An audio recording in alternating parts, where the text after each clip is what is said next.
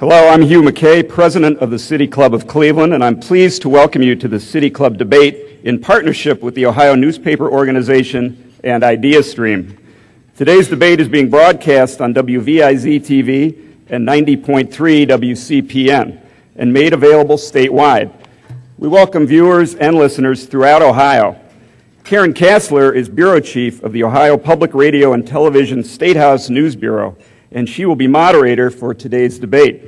Karen. Thank you, Hugh. I'm delighted to moderate this debate about State Issue 2.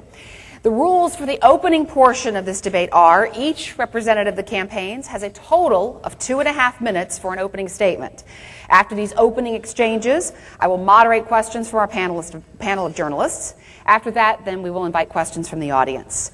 The participants in this debate are from Building a Better Ohio, which encourages a yes vote, former Cincinnati City Councilman Jeff Berding, and from We Are Ohio, which encourages a no vote, former Ohio Congressman Dennis Eckart.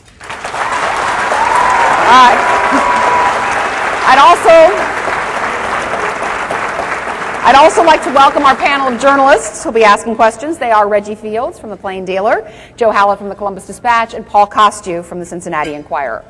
And we are very pleased to welcome you, our audience, with this debate here at the Cleveland Marriott downtown at Key Center.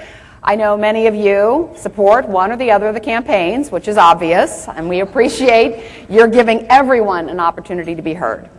The order of presentation was determined by a drawing a few moments ago, and Mr. Eckart, you will present first. Thank you.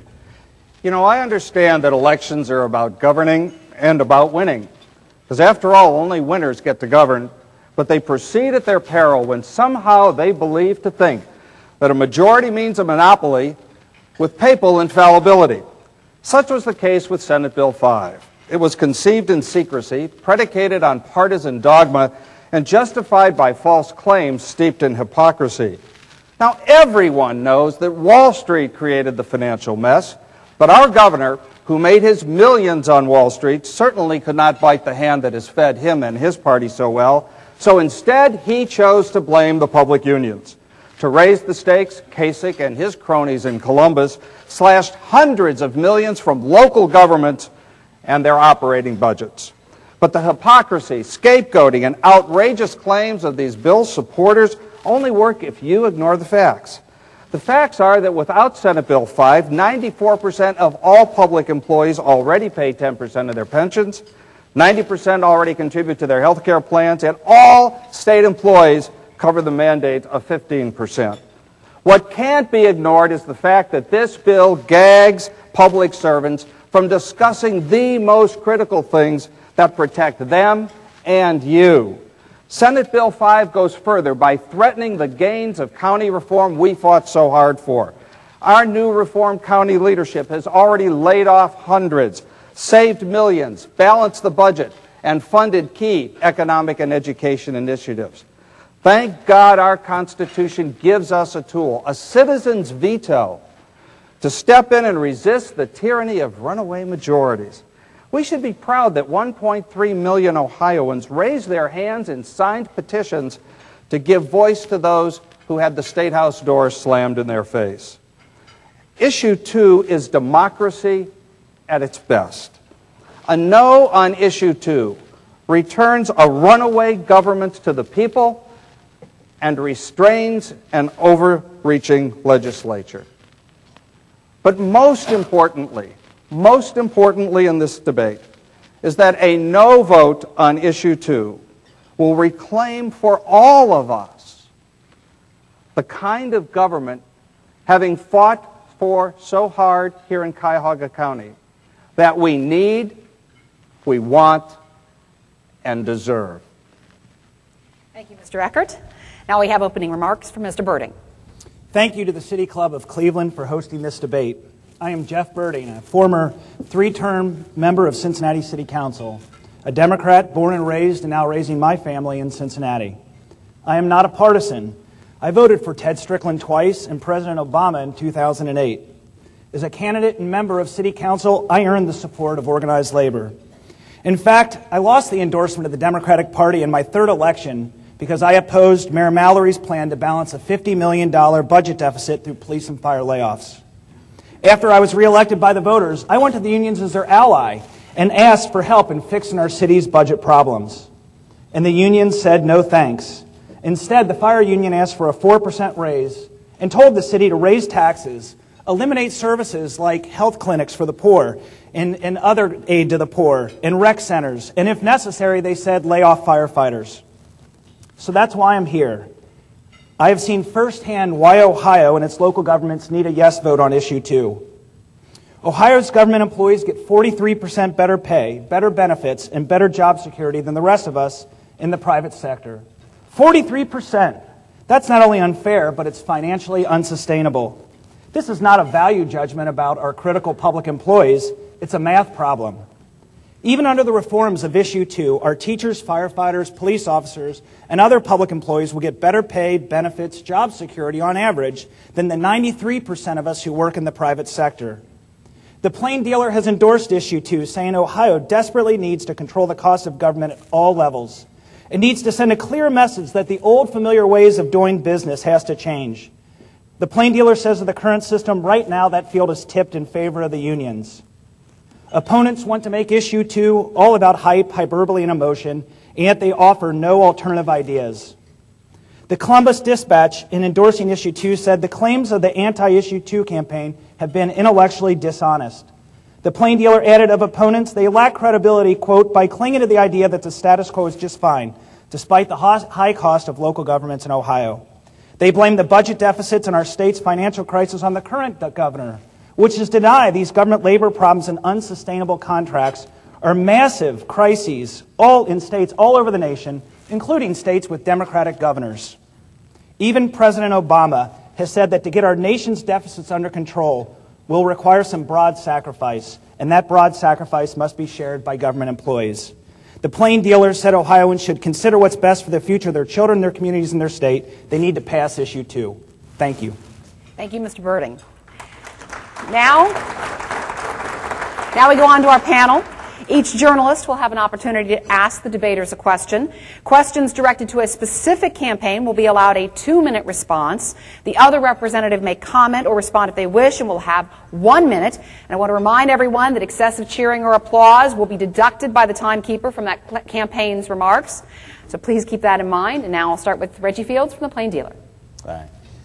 Good afternoon, Mr. Eckart. First question is for you. Following what Mr. Berding just said, supporters of SB 5 said it's necessary to assist local governments balance their books.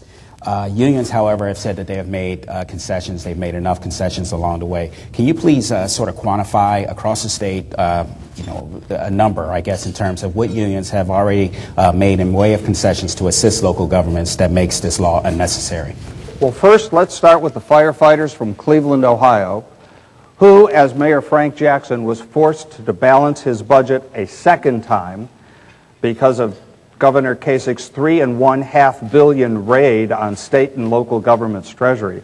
You know, in order to fill his state budget hole, he dug the hole in the backyard of every city hall in this state, almost big enough to take care of our convention center here in Cleveland, I might add.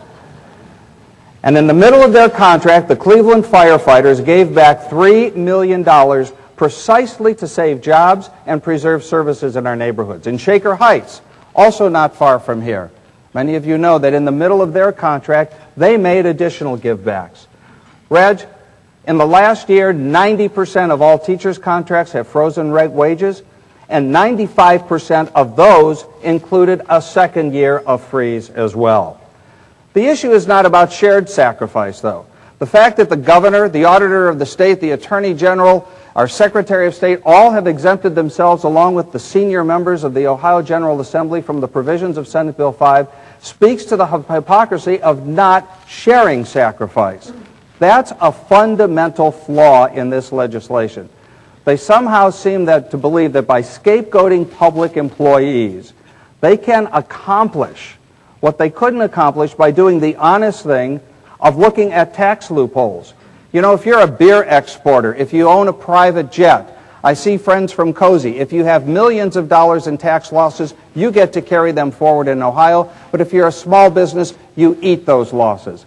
The simple fact here is that our Center for Public Solutions here in Cleveland pointed out that there are $7 billion of these tax loopholes, many of which are correctly intended for economic development, but many of which have been on the books for 30 and 40 years, which benefit only the wealthy and the connected, and that is where we should have started, not picking the pockets of every mayor, school board, and township trustee in this state. Mr. Berding, you have 30 seconds to respond. Sure.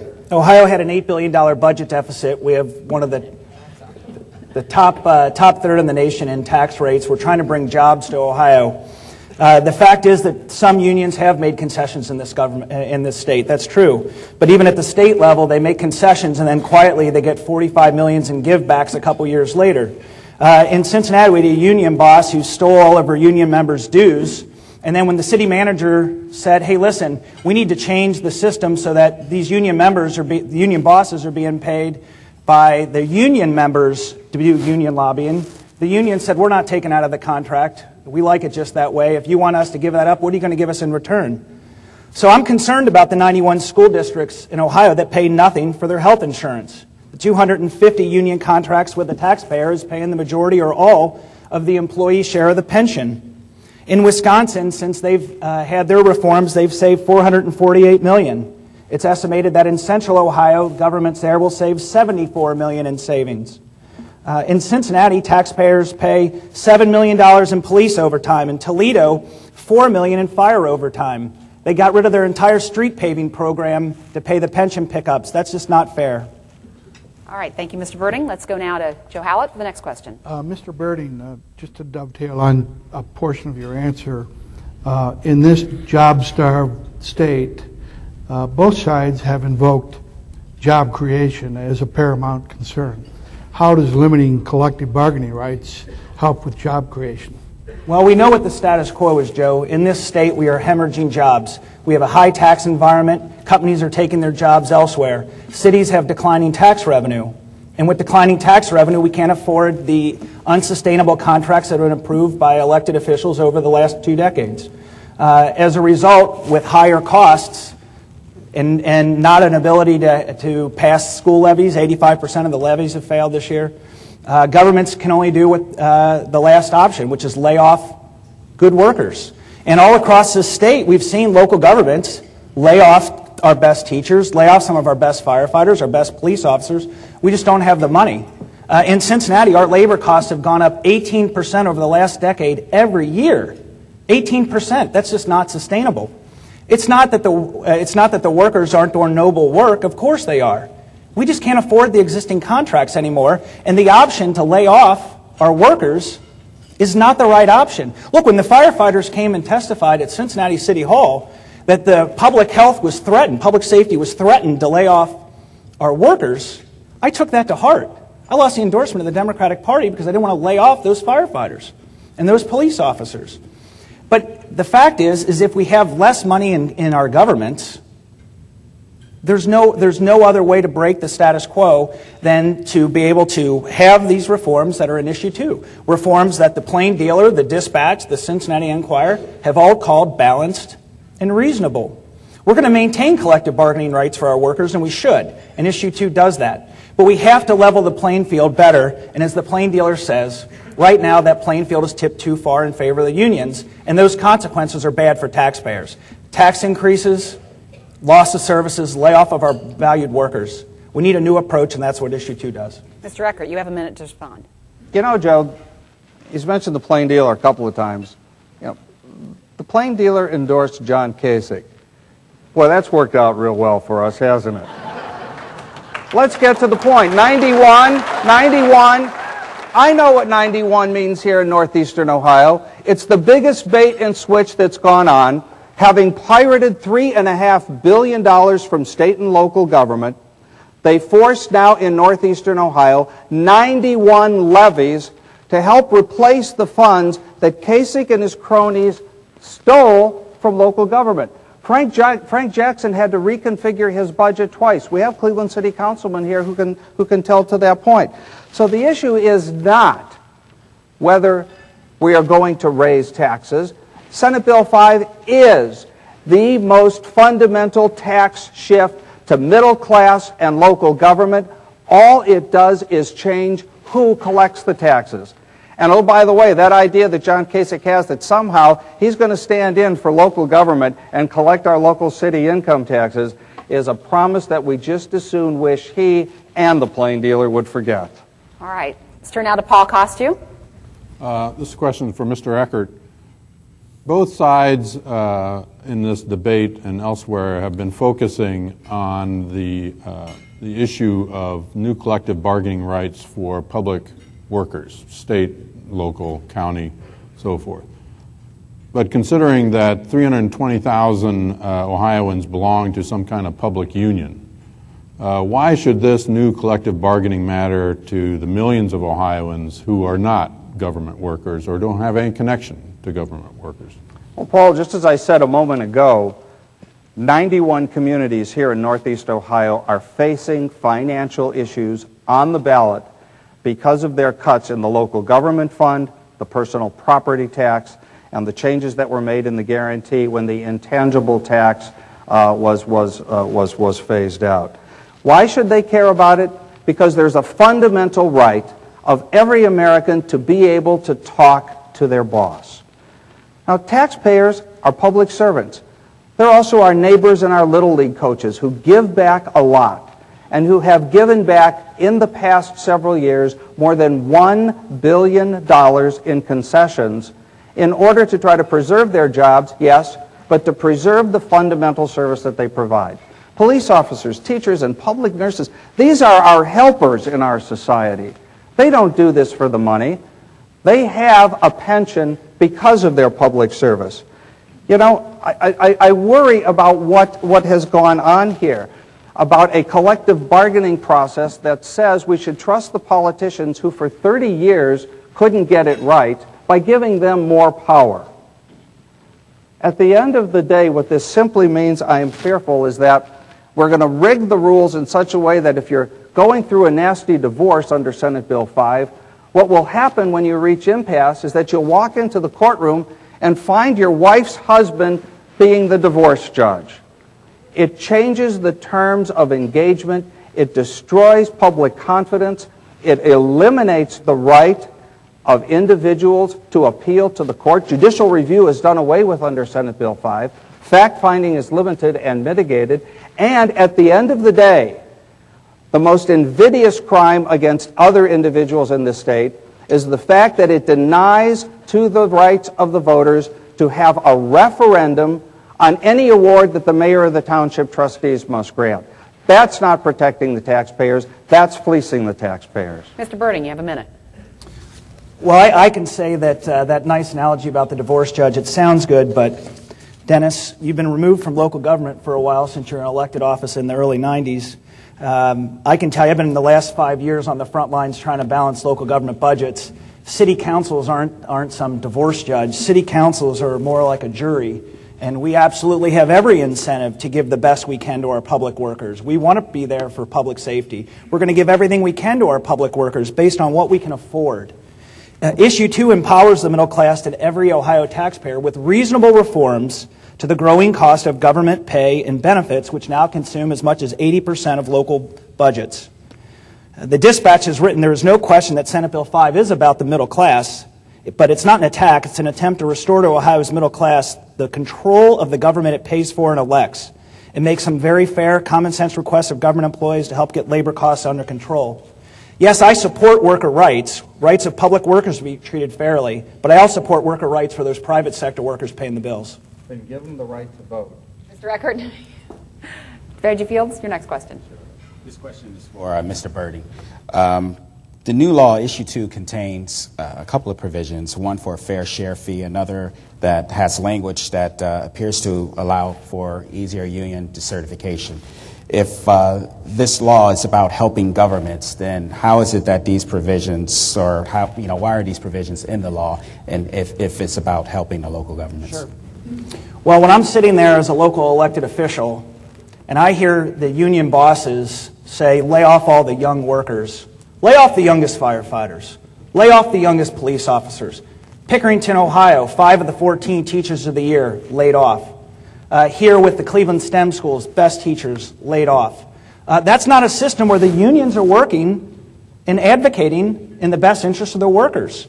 So for those workers to have to pay dues and then get laid off because some of the senior members who aren't threatened by the declining financial condition of our cities, who don't want to pay a little more for their health insurance, don't want to pay a little more for their benefits, for them to sit there arrogantly and saying, we're going to lay off our youngest workers before we give up anything, even though workers in the private sector are sacrificing, paying more for their benefits, being furloughed, not getting raises, getting laid off.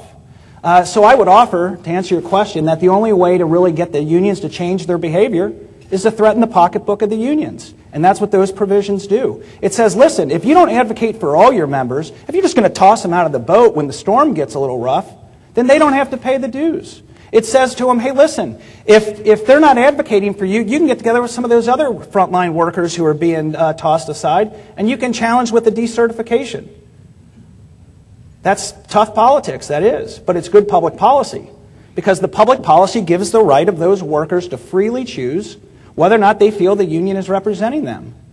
And certainly if you're a Cincinnati firefighter who had your union say to the city, hey, listen, close the health clinics, close the aid to the poor, raise taxes, but if necessary, lay off the young workers. I don't think the union's representing them. And so I think these Issue 2 reforms will bring the kind of changes we need out of our unions in this state, who need to be our partners when times get tough. Mr. Eckart, you have a minute.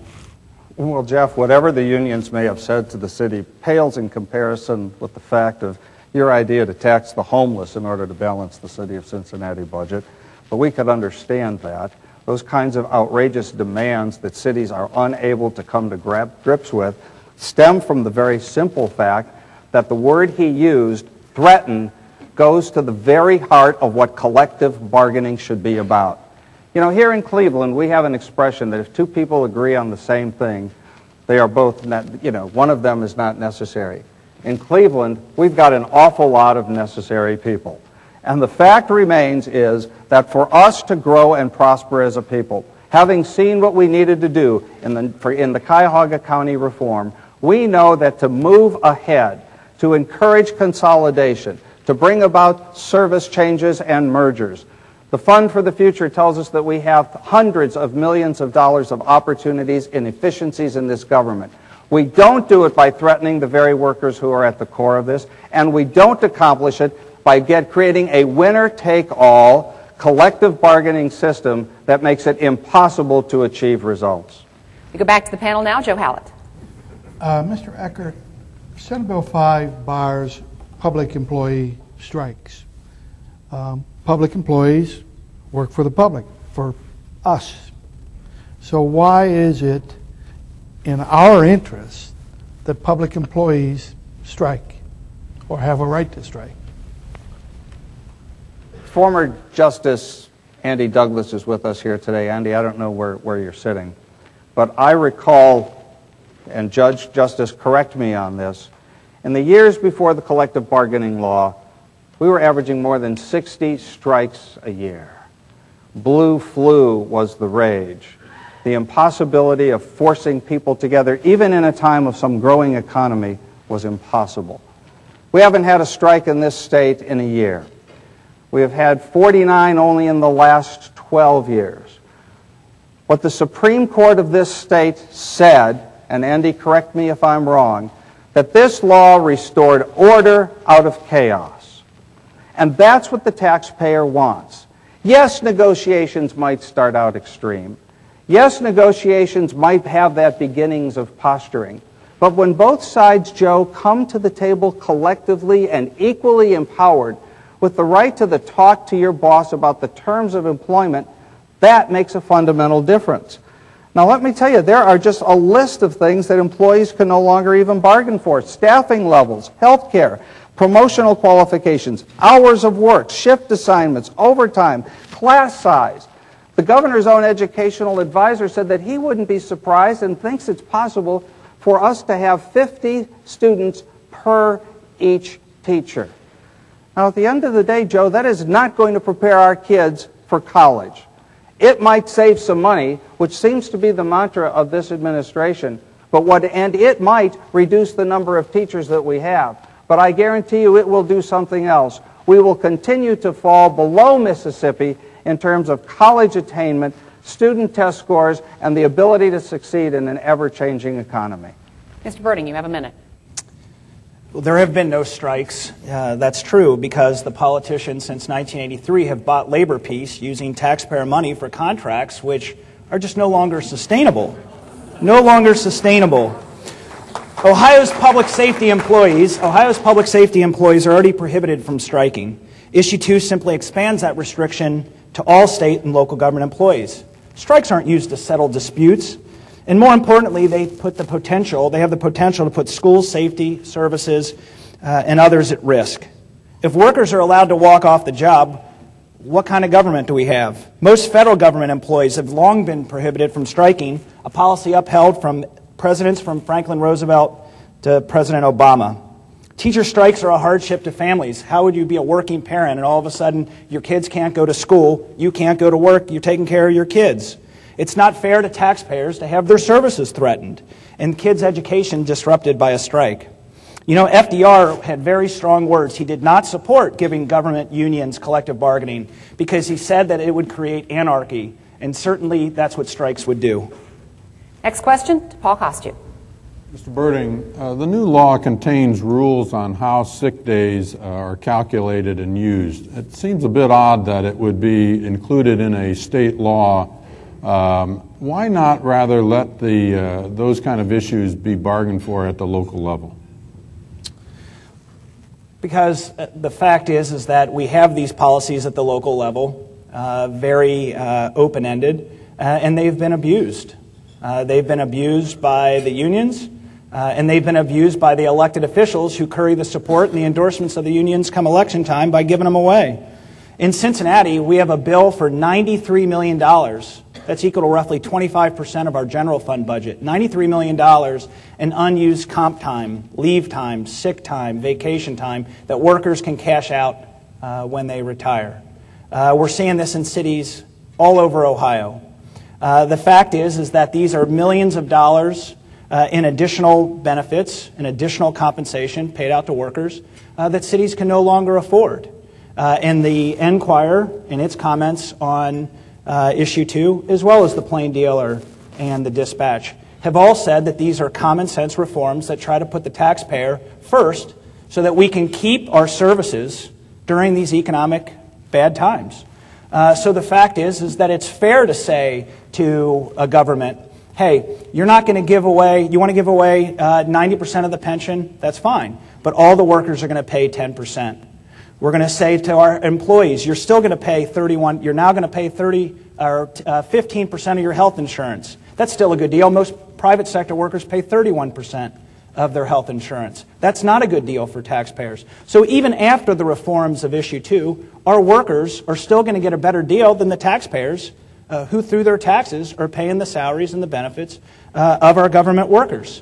And the fact is that under this system, the unions use the contracts that other cities have negotiated and then go to their city councils, or in the current system, go to the binding arbitrators and use that against us. They say, well, look, they're getting it in this city, they're getting it in this city, they're getting this in this township, you need to give it to us here. So to have a baseline in terms of what is the limits that taxpayers are going to provide is the kind of rights that we think that taxpayers deserve. Mr. Eckart, you have a minute. You know, last time I checked, a fire doesn't stop when a fireman's when a fireman's term ends.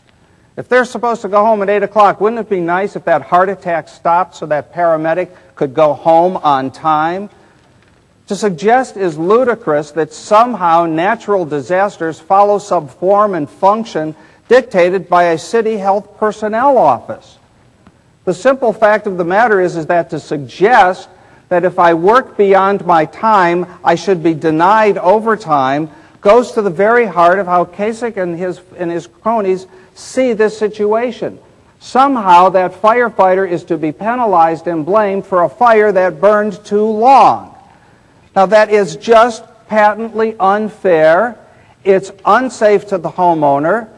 And ask Marlene sitting back there, whose great-granddaughter was saved because the Cincinnati fire team was able to respond, stay on the scene, and get their job done. You don't steal people who have earned their pay from their paycheck.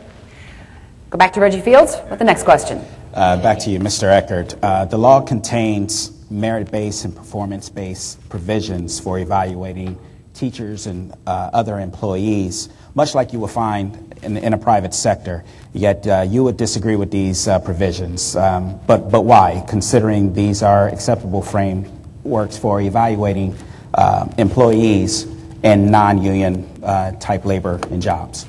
I think it's unfair, Reggie, to say that they are accepted in the public sector or in the private sector, when in fact almost all of them are collectively bargained in the public sector. The essential right of an American to be able to talk to their boss about the terms of their agreement is something that Senate Bill 5 does away with. It is a crime if a high-quality teacher is not able to be in the classroom with a high-quality student.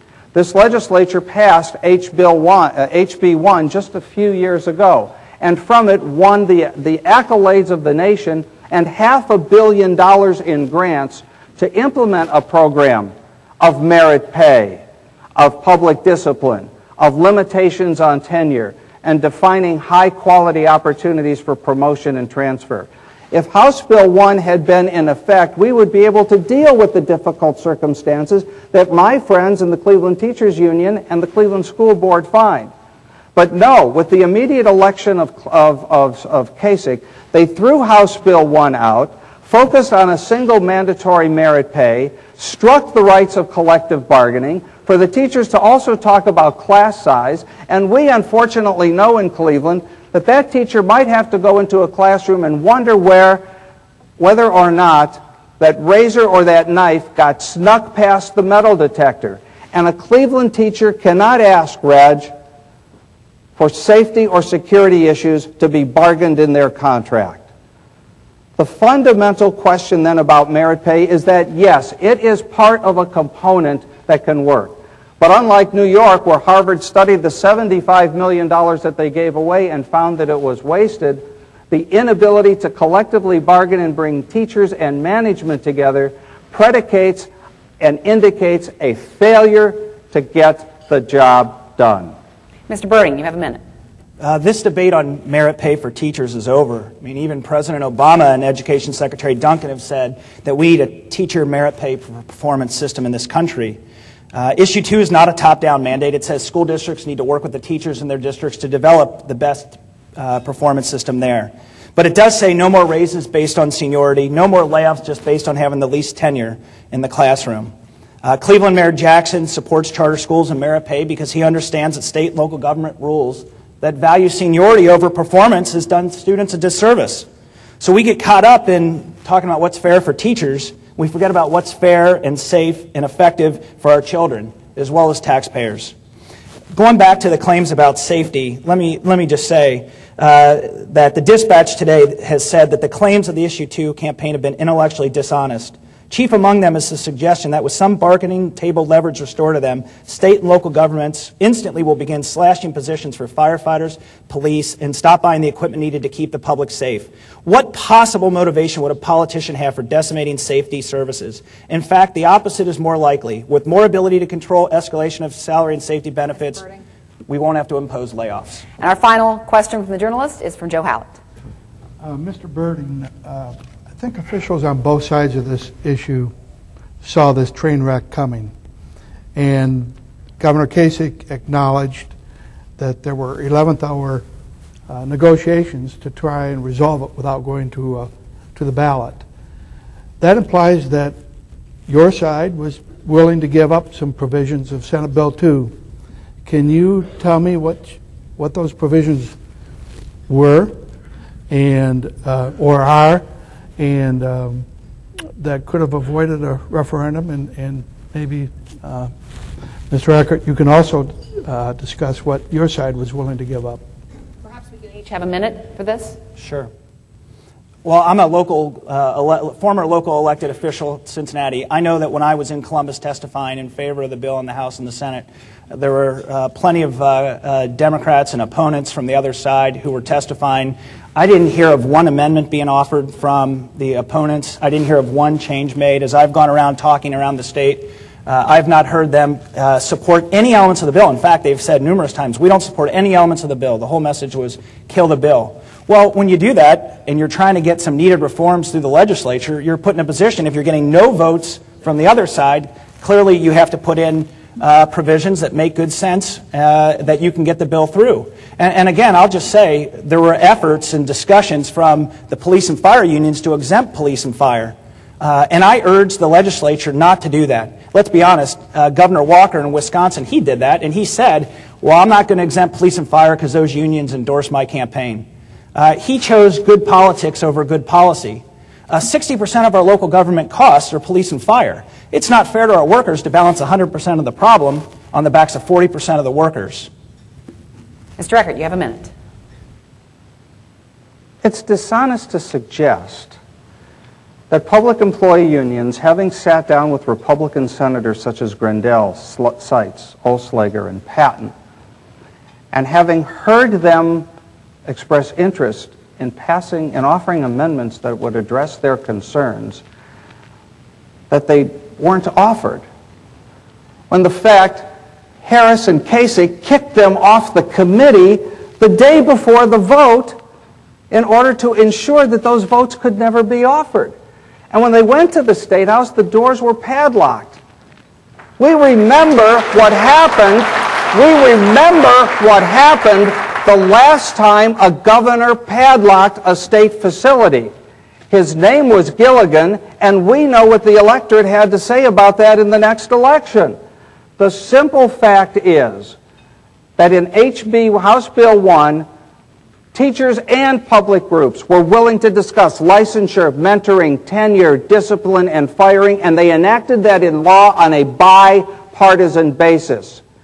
You can't discuss when you won't talk. Thank you, panel. And we now have the traditional City Club question and answer period featuring the audience. Questions addressed to a specific representative will be answered by that person with a limit of 1 minute, and then there will be a rebuttal from the other campaign with a limit of 30 seconds. If a question is directed to both campaigns, then each of our debaters here will have 1 minute to respond. To the audience, thank you in advance for your cooperations by making your questions, and they should be questions, stating them as briefly and clearly as possible. Should a person in the audience with the microphone begin making statements or offering opinions, we will move immediately to the next questioner. And please remember, excessive cheering or applause just take away from your campaign's opportunity to respond to the questions. So let's go to the first question, please. Hi, my name's Charles Junta. I'm a school teacher. Took off today. This is to both of you. Have either of you seen the Oscar-winning documentary that came out last year, Waiting for Superman, and what is your opinion of that film? You each have a minute to respond. And we'll start with Mr. Eckart. No, I have not seen that Oscar-winning documentary, so take a second and tell me what it says. Basically, I show it 15 high schools, and several teachers have stopped me from doing that. It basically states, this is a documentary about the Washington, D.C. school system with Michelle Yee as the superintendent, and it basically states that public unions have destroyed public schools. And if we want our country to be a better country, we've got to change the system. Let's have Mr. Eckart have a minute to respond, and then Mr. Berding. There's no doubt that change was in order. Change that deals with merit pay, with tenure. Increasing the time for tenure would be appropriate. I certainly think about talking about safety and transportation issues. Well, let's look at licensing programs and mentoring programs. Without a doubt, particularly urban schools face very significant challenges. And so the ability of teachers to function in a classroom is inexorably related to the kinds of technology in that classroom, to the size in that classroom, to the asbestos tiles falling down in the context of that classroom. And until we create an environment in which teachers, parents, and administrators can speak collectively to these issues, a one-size-fits-all will never work. You know, it's kind of like having an office party, an office picnic, and you're going to say we're going to have an office tug-of-war. the workers against management. And you find that the rope is all piled up on management's side. The ability to motivate students to learn, teachers to teach, and managers to manage is predicated on each of them understanding what the other needs and willing to meet them to accomplish that. Mr. Berding, you have a minute. Yes, I did. I saw the movie at the premiere in Cincinnati, took my 13-year-old daughter, and thought it was outstanding. It was a sad reflection on where education is in this country as an institution, despite the best efforts of many, many teachers and administrators. It certainly spoke powerfully of giving students and their parents more choices, and it spoke to the fact that there are many teachers in this country putting all of their blood and sweat and tears and energy into educating kids against some very overwhelming circumstances. But it certainly was a powerful mandate for change, and unfortunately, opponents of Issue 2 are standing in the way of that change. They are standing in the way. They're defending a status quo that is failing. The fact is that we do need experienced teachers in this state, but what we need the most is our best teachers, period. And it's a misrepresentation to say that seniority will no longer count under Issue 2. Seniority will count, but we will start to also take into account performance through measures that are dictated through contracts with local teachers and local school districts. Next question from the audience. Whoa, way in the back. Yes, thank you. My name is Gary Madich. I'm Avon Lake firefighter, local 1361. My question is to former Councilman Berding. Councilman Berding, you stated in your statements that there were payoffs by politicians to unions over the years to curry their favor. Can you cite specific examples of this happening? And if so, were these individuals prosecuted for these type of what I would consider crimes? Thank you. Mr. Berding, you have a minute. Sure. I can testify firsthand that public employee unions have tremendous influence in the local political process in cities and in school districts. The unions and the Democratic Party, of which I'm a member, we're a major beneficiary of union dues converted to political contributions, and it's understandable that people are fighting to protect that clout. The number one rule of thumb for most politicians, which people from the City Club who've done this over the years understand, the number one rule of thumb for most politicians is self-preservation. And if you look at the mess our city, state, and country is in, we know that too many politicians are letting us down. I know that I've talked to a number of Democrats, local elected officials, who do want these reforms. They don't want to close rec centers. They don't want to get rid of paving our streets. They don't want to raise taxes. So the fact is that this political process puts tremendous influence on preserving the status quo of this system, which is why so many are opposing. Mr. Eckart, you have 30 seconds. Well, you've asked that question of both of us. I think you deserve at least one answer. The fact is that it is illegal to use union dues for campaign donations, number one. Number two, last time I checked, public officials are citizens too. They pay taxes too. Their kids pay Little League too. They go to church too. To treat them as second-class citizens simply because their choice of public employment derogates their humanity as a citizen. And I am tired of politicians who think they can succeed by setting off one Ohioan against another, trading insiders against outsiders, and demanding that those who can't pay for the mistakes of the politicians to protect their cronies. Well, next question. For the 7% who are government workers, Mr. Berding, fight a little more for the 93%. We need to move on. We need to move on. Next question, please. Good afternoon. I'm a teacher at Cuyahoga Community College. And my question goes to, let's assume for a second that we really do need to pay attention to how much education costs. And we really do need to keep that cost as low as we possibly can.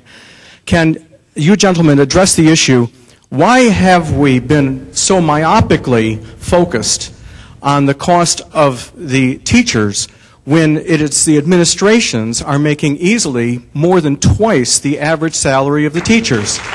Since this appears to be a question for both campaigns, we'll have a minute from each of you, and we'll start with Mr. Berding. Issue 2 would affect those administrators, and many of them are getting pension pickups and paying less for health care, and so they're certainly going to be included in this. So you're right to say we need to focus on everyone in the education community who are being paid by the taxpayers. I want to respond to Dennis's point again. Very strong defense of the 7% of Ohio's workers who work for government. But there's not that same level of fighting, that determination to represent the 93% of the private sector workers who are getting paid less, who are paying more for their health care, getting less benefits, getting furloughed, and being asked to defend a status quo that means higher taxes or less government workers serving them in their communities. That is not a fair system. So, you can make this about Governor Kasich, and you can make this about some partisanship, but if you were on the front lines trying to balance your budgets, you would know that in states all over this country, including states with Democratic governors, Democratic representatives, Democratic mayors, are all facing the consequences of this downturn, and we're trying to balance our budgets without raising taxes and keeping those workers on the job. Mr. Eckart, you have a minute. Well, that's why every major mayor, save Toledo, opposes Senate Bill 5. And to cite Mayor Jackson's strong support for the need to be involved in decisions at the Cleveland public school system, he acknowledges that it's collective bargaining that makes that happen and opposes Senate Bill 5. Finish Jackson's sentence for him. On the question of merit pay, which goes to the fundamental issue here, look, anybody look at a standardized test? We tried pay to play in this state. Now they're going to base merit pay strictly on pay to pass.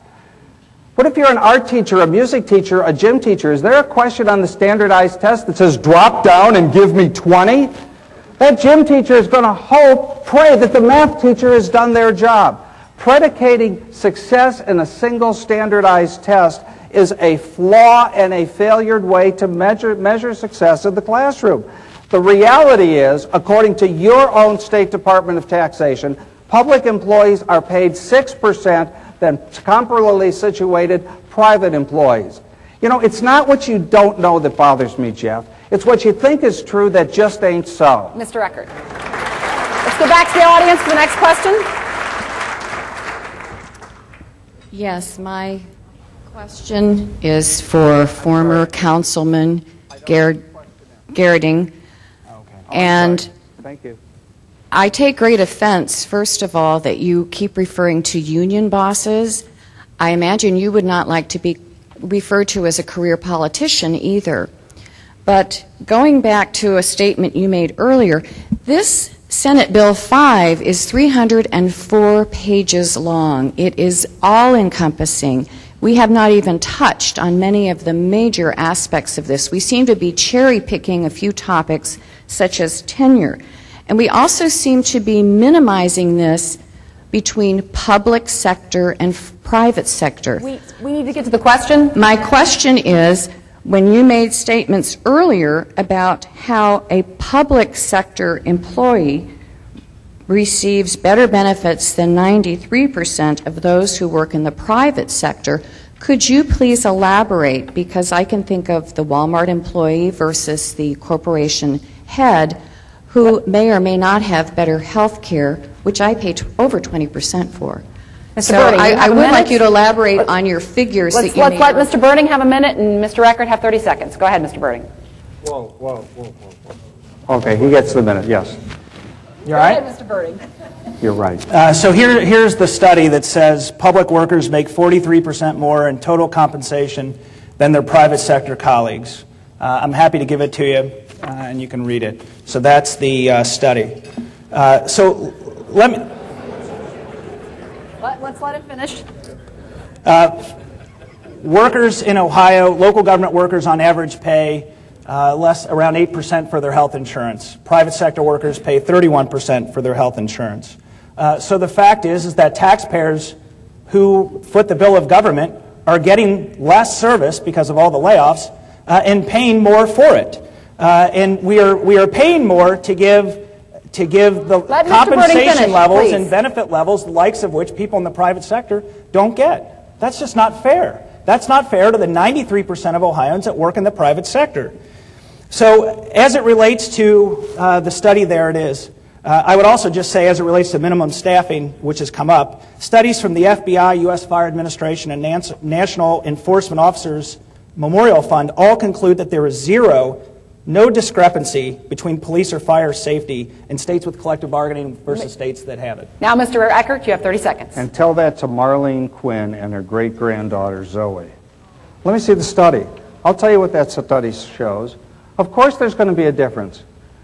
When they count in everybody who flips hamburgers at McDonald's, the study is artfully skewed because most public employees are teachers. Many of them work at colleges and universities where they have PhDs, master's degrees. To equate those numbers is illogical, but we're used to that. They try to turn a self-described little old lady's no into a yes. They will stoop to nothing. They will stop at absolutely nothing to make the point to change the debate away from the fact of the fundamental rights of Ohioans. Let's go to the next audience question. This question is for Mr. Eckart. Mr. Eckart, I have been following the debate on SB 5, and I was at a recent town hall in Rocky River where they had someone from the side to repeal SB 5 who said that there was $8 billion in quote-unquote tax loopholes. And I have to tell you that what you're calling a tax loophole is what President Obama is today going around the country, holding up in sheets of paper. We need to get to the question, please. The question is, what is the difference between a tax loophole that is given to people to create jobs and the President's job bill, which is he's calling incentives? Mr. Eckart, you have a minute, and then Mr. Berding, you have 30 seconds. It's easy. A tax loophole is what you get. A tax loophole is what, a non-tax loophole is what your neighbor gets. The reality isn't simply about tax loopholes. There are $7 billion of them. Go look at the State Department of Taxation's budget, many of which are there for the benefit legitimately of economic development initiatives. The question, though, about what are our priorities of spending dramatically changes when we look at what is it that we value in our society.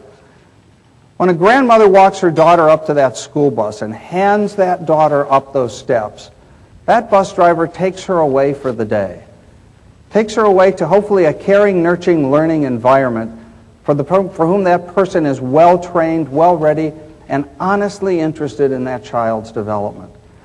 To pay that person less than someone else similarly situated in our society in a different educational institution is fundamentally wrong. But more importantly, to say that that bus driver or that school teacher can't talk to the boss about their hours of driving that bus or the hours spent in the classroom violates the fundamental right of every Ohioan. Mr. Berding, you have 30 seconds. Thank you. The other side's answer to this would be to raise taxes. $8 billion deficit in Ohio, raise taxes. Deficits in Canton, deficits in Cincinnati, deficits all over the state, raise taxes. Binding arbitrators dictating to local governments, you must raise taxes.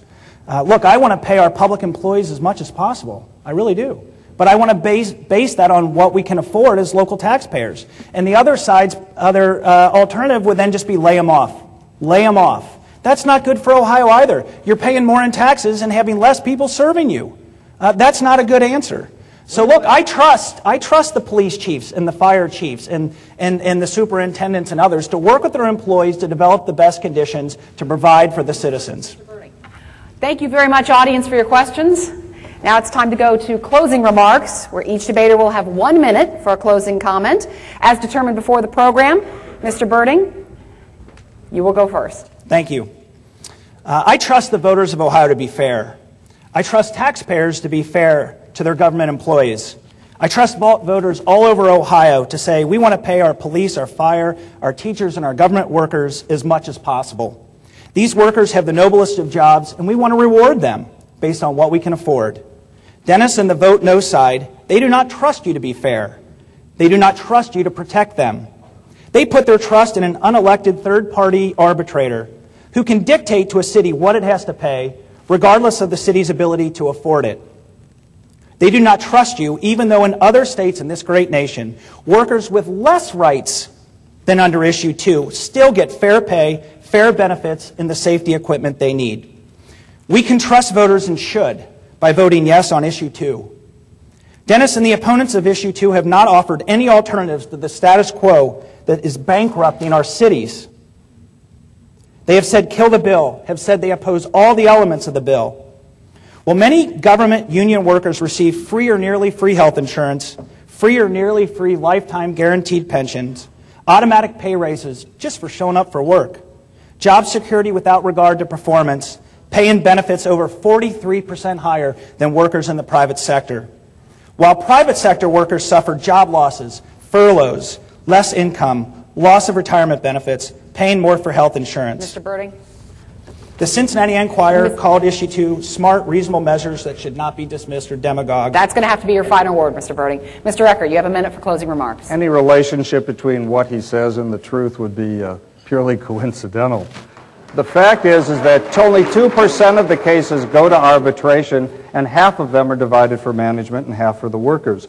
The fact is that who will pay these taxes? 91 levies here in Northeast Ohio because of K6 and the legislature's budget cuts, not because of the fact that public workers have already given back $1 billion of their own money in layoffs to make the difference.